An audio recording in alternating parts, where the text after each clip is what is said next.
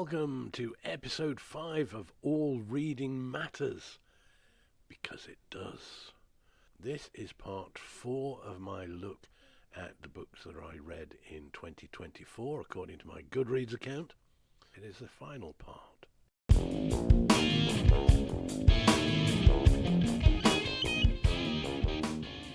The Four Tops. I'll Be There, My Life with the Four Tops by Duke Fakir. Duke is the last remaining survivor of the legendary Four Tops.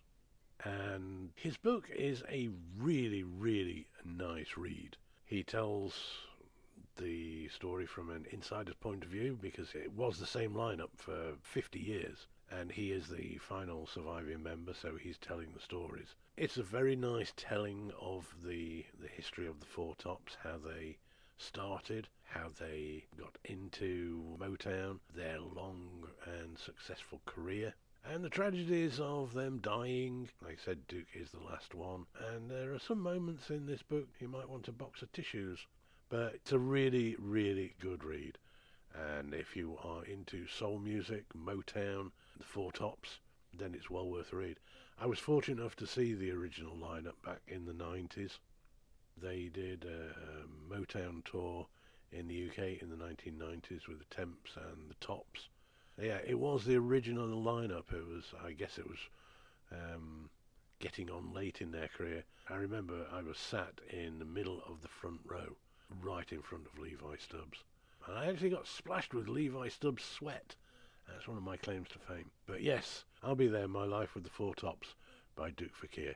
Great read. Well worth your time. Highly recommended.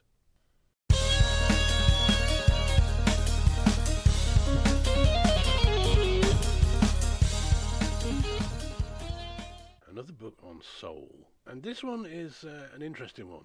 I Believe in You, The Incredible Journey of R&B Legend Johnny Taylor by Greg M. Hasty and T.J. Hooker Taylor, Johnny's son. This one, I was actually sent a copy of this book by Greg Hasty as a review copy. And I will put a link to the radio show that I did where I interviewed Greg. You can listen to that interview and I play quite a few of Johnny's tunes. I will put a link somewhere in the description for you to go to that. But the book itself, once again, it's another one of those things. I knew absolutely nothing about Johnny Taylor. I thought I knew something, but I didn't. I had no idea. This is a story of an incredible life. Guaranteed to be some things in there that you don't know. He was, back in the 60s, he was the man at Stax who had to take over when Otis Redding died. And he did it incredibly well. He was very, very successful. And he had a long and successful career. But there is so much you don't know about that and the things that he did after, 1970, for example. Most of what people know about Johnny Taylor had already happened by 1975. So there is a whole life of stories and things that happened. And he lived a colourful life, did old Johnny. It has to be said. He did live a colourful life. But I don't think he was a particularly bad man. We all have good and bad. And Johnny lived life to the full. Let's just say that. If you're interested in soul music, Northern Soul, Stax even, I Believe in You, The Incredible Journey of R&B Legend Johnny Taylor by Greg Hasty and T.J. Hooker Taylor. Well worth a read. Like I said, I will put in a link to the radio show that I did where I interviewed Greg and we talk about the book and Johnny.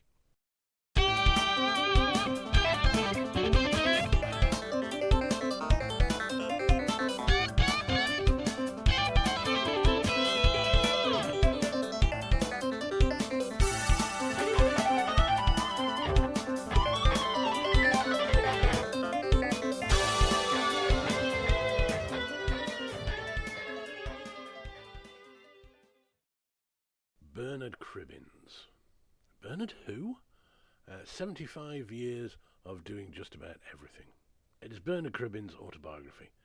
Now, if you're of a certain age like me, Cribbins has always been around. From the early days of the 1960s, You remember him in TV program right up to fairly recently. He was in Doctor Who. He's just been in so many different things over the years. I remember him being in one of the Doctor Who films with Peter Cushing, Daleks Invasion Earth, and of course later on he became a companion to the 10th Doctor, and he made his final performance on screen posthumously in 2023, playing Wilfred Mott. He was also famous as the voice of the Wombles. He also did an awful lot of Jackanory. And of course, he had a couple of hit singles with Hole in the Ground and Right Said Fred. And let's not forget his performance as Albert Perks in the classic Railway Children, a film that I watched fairly recently and enjoyed. It's a classic performance. It's a lovely, lovely story. I mean, he's a funny guy. He's done all sorts of things. I guess there is quite a few that you don't know about, so I'm not going to go into too much detail. He had a very interesting life as an actor, as a voiceover artist, all sorts, doing all sorts of stuff. It's one of those books that just makes you feel really good when you read it, because it brings back so many memories, and you just think, oh, I do like that. Bernard Cribbins, Bernard Who, it's called. It's a really good read.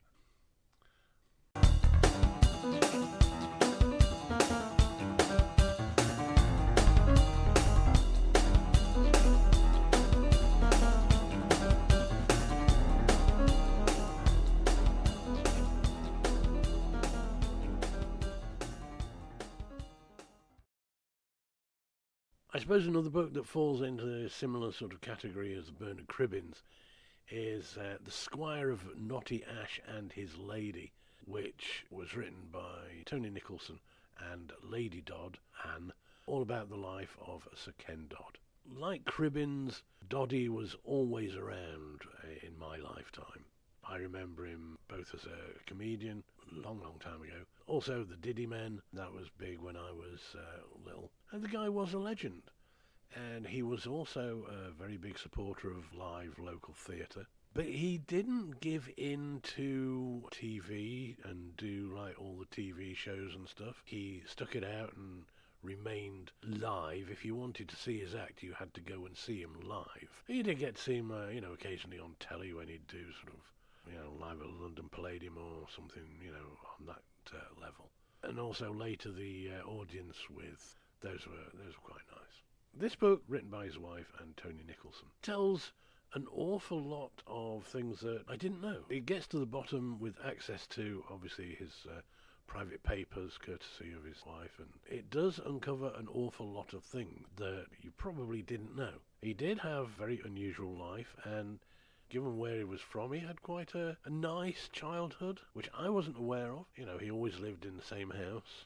He was very much of a homebody, and he did appreciate his origins and his background.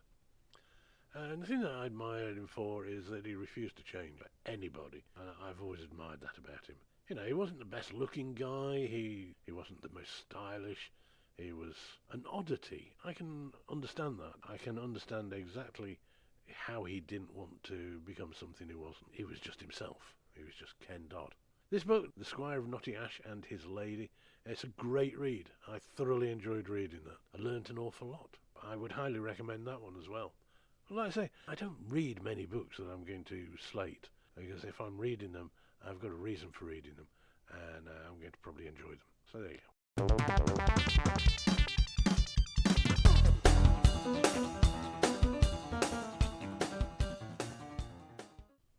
White Rooms and Imaginary Westerns. On the Road with Ginsberg, writing for Clapton and Cream. Pete Brown. This is a book that cost me a lot of money. I should probably have bought it before Pete Brown died, but when he died, I thought, oh, really, I should have got that book. I should have read that years ago. I don't know how I've been so remiss as to never bought a copy. Anyway, I did. I spent quite a bit of money on a copy, and I got myself a nice, fine copy of it, and read it.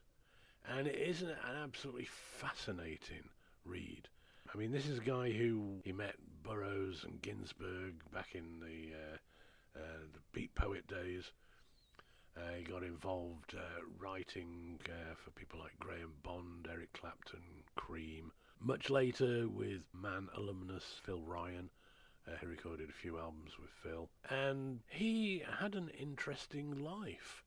His relationship with Jack Bruce was on and off. I think Jack was a difficult bloke. I only met him once and he was extremely grumpy.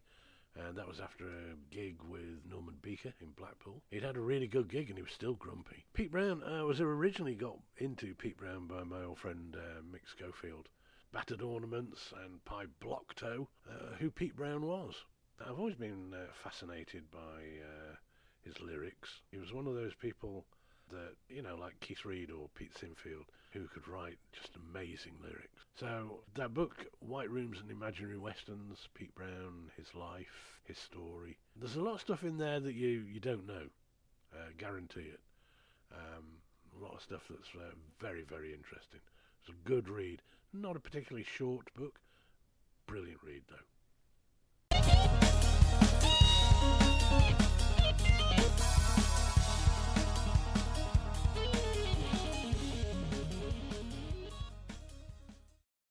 Murder of Princess Diana, The Cover-Up of the Century by Noel Botham.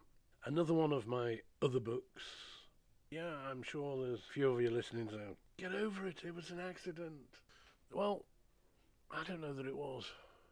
If it was the accident that it is claimed to be, what is the cover-up about? What are they covering up? Oh, it was just an unfortunate accident, Henri Paul was drunk and... No, he wasn't. You watch the video footage, there was no way that man was drunk. There are too many unanswered questions. The official story cannot be true. It's just not possible for it to be true. There are so many things that they didn't bother to investigate. They deliberately tampered with a crime scene. Where the accident was, the wreckage had been taken away and had been hosed down with high-pressure hoses. The tunnel was opened by sort of like 6 o'clock in the morning. Well, you don't do that. They should have had the whole thing cordoned off and a proper examination of the scene should have been carried out. Why did it take 40 minutes to get her out of the car? And there were witnesses there that said she was conscious and she was awake. Why did it take 40 minutes to get her out of the car into the ambulance? Why did it then take another 40 minutes for the ambulance to leave the scene? And then why did it take, another hour to get the 15 minutes to the hospital? That's not normal. And even though the Diana and Charles were divorced, why did the royal family suddenly take over, give permission to partly embalm her? It was not their decision to make. There were lots of things that were not investigated either by the French. The first investigation was a complete and utter whitewash, as the first investigation of these things always is, whether you're looking at the Warren report or anything else. And even in the inquest, there were things that they chose not to investigate, which is a curious thing to do, to be selective about what to investigate. Now, I don't know who did what to whom, so I can't say, but what I do know is that the official story, once again, is not accurate. It cannot be. It's just not possible. This book, I think he's got a point. Don't take my word for it. Read the book for yourself. Read other books about it. But there are many things in this world that are not the way they seem. To say that, it's probably just a terrible accident, don't be that naive. So yeah, The Murder of Princess Diana, The Cover-Up of the Century, by Noel Botham.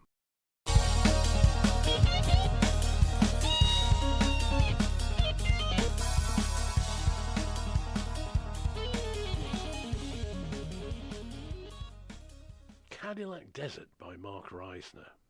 That is a fascinating book. It is quite a long book. It is hugely detailed. And it tells the story of almost 100 years. And it's all about how Los Angeles got its water supply. Because originally when Los Angeles was first settled, it was very, very dry. There was no sort of natural water. It wasn't until this guy called Mulholland turned up. He was basically the first person to come along who started taking interest in the Los Angeles area getting its own water supply. Because there were lots of things about the particular area that were good, but it did sorely lack water. There were quite a few local landowners growing fruit and stuff like that. Mulholland came along and came up with this plan to bring water to the Los Angeles basin. And over the years that involved buying up water rights quite aggressively in Owens Valley, which is just off Death Valley, and building the aqueduct which transported the water from Owens Valley and Owens Lake, which is now a dry lake bed, Death Valley. There were some very underhand practices going on to establish the original obtaining the water rights to Owens Lake, and then of course transporting it all the way to LA. Then the subsequent years of dam building, diverting the Colorado River, all the hokey practices that went on over the years with the dam building, and then in the 60s and 70s people started looking at the dam building and thinking, hang on a minute, this is actually destroying more than it's creating. And a lot of the water that was sent to LA was misappropriated by people who weren't entitled to it, but they'd managed to get around licensing laws by buying up land, but then having people they were related to or friends with become the owners, but all the water went to these farms. And yeah, it's one of those stories. In fact, the 1974 movie Chinatown with Jack Nicholson is kind of all about this story of LA's water, and in Chinatown they actually are deliberately flushing water out to sea to maintain this idea that there is a water shortage, which is something that has happened in more recent years. That has actually happened.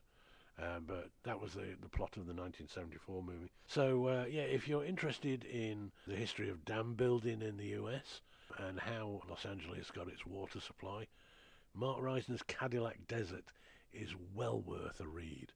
I guarantee you don't know much of the stuff that's in this book. I sure as hell didn't. It is a real eye-opener.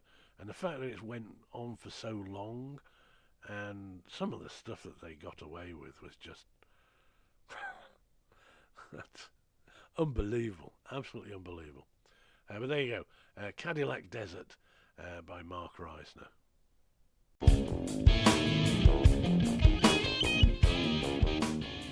Right, actually, it's a book that I'm actually not going to give that great a review to. It's by Guy Peter Anderson. It's called Tesla and the Cabbage Patch Kids.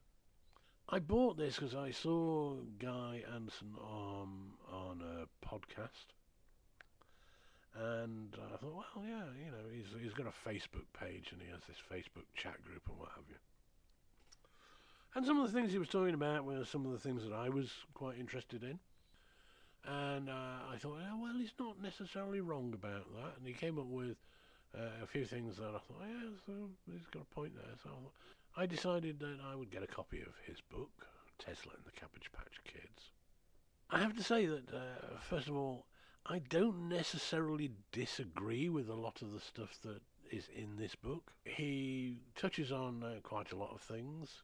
I don't agree with everything, and I don't think he's right about everything. But then again, there are lots of things on YouTube that I don't necessarily agree 100% with. Although, like with everything, I think there is a certain amount of truth in a lot of these conspiracy theories. A lot of these conspiracy theories, though, they have been hijacked by people on YouTube to get more likes and to convince more people to follow them. And if you actually do a bit of research, you realise that actually it's bollocks. That said, there's a lot of the content in the Tesla and the Cabbage Patch Kids that I think, you know, there is a point. It is certainly things that should be investigated, because what you've been told is not 100% true. As I've said with a lot of these books, do your own research, do your own reading. Don't take my word for it. Don't take anybody's word for it. This Tesla and the Cabbage Patch Kids, he covers an awful lot of wide, varied stuff. Most of the popular conspiracy theories that you find on YouTube about Giants, Tesla, Cabbage Patch Kids, orphan trains, incubators, gap in the timeline, you name it, there's a chapter on it. The content is not what I have a problem with.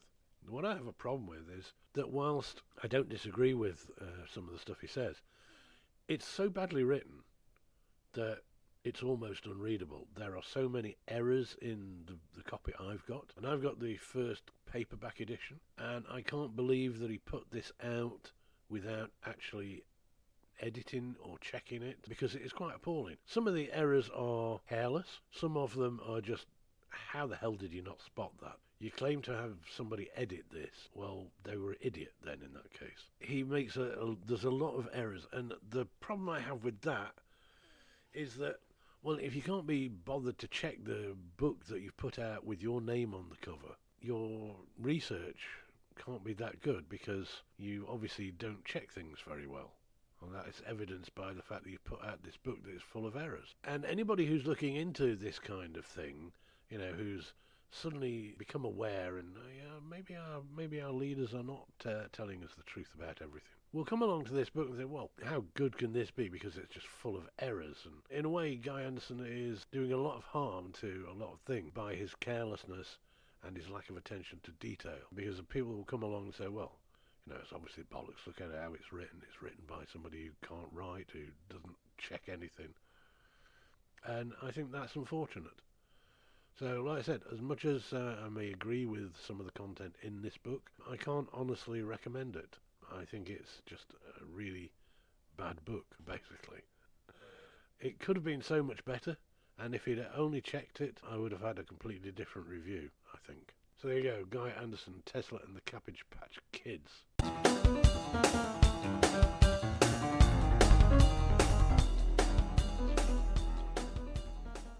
The last book on my list of books that I read in 2024. It's actually a book that I've been wanting since about 1974. It's a book by Arthur Lenig called The Immortal Count, and it's all about the life and films of Bela Lugosi. And I remember seeing this book back in the 70s when it first came out, and I have always wanted a copy of the book. But it was always quite expensive, and I could never really sort of justify paying for a copy. Until last year, and I decided, bugger it, I'm going to treat myself to a copy of this for my birthday, which is exactly what I did. Like the White Rooms, I had a few quid burning a hole in my pocket, so I spent the money and I bought this book. Now, if you don't know who Bela Lugosi is, then you're probably young, and you just never lived, have you? Bela Lugosi was an actor, a Hungarian actor. He was famous for playing the role of Dracula in the first Universal movie back in 1931. Lugosi was an interesting man. This book is incredibly thorough, researched down to the last detail, and it's a long book. It's a big, heavy book, I have to say, because when you're getting old and you've got arthritis in your thumbs, holding a big, heavy book is quite a chore, I can assure you. But I thoroughly enjoyed it. I found it unputdownable. Then again, I am a fan, and I love old horror movies. I've always been a fan of people like Lugosi and Chaney and Karloff and all those old horror movie guys. I just thoroughly enjoyed reading it. There was so much about his life before and after Dracula. And it explained the sort of why he did what he did, and I kind of get it. I mean, he sold himself so cheap to get the role because he wanted it so badly. That sort of affected the rest of his life, really, because after that, they never paid him what he was worth. And he was a genuinely good actor. He was a really good actor. But he was never really appreciated and never paid anywhere near what he was worth. He would appear in films for whatever he could get. And in that sense, he was his own worst enemy. He would rather work and get a small amount than not work, and whereas others held out He didn't. He took what was going, and he was shamelessly ripped off. Never really got the respect in his own lifetime. It's only sort of since he died that people have come to appreciate just how good he was. And yeah, I really enjoyed this book. I have since bought Arthur Lenig's book on Erich von Stroheim, so I shall at some point be letting you know what I think about that. Arthur Lenig, The Immortal Count, The Life and Films of Bela Lugosi. Great. Loved it. It's worth waiting for 2 years.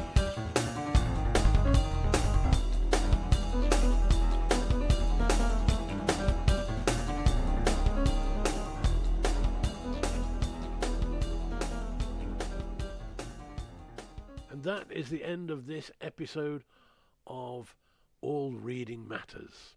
And this was the final part of the books that I read in 2024, according to my Goodreads account. If you want to get in touch, you can do so, allreadingmatters@gmail.com. So there you go, that was the end of this episode. Hope you enjoyed it.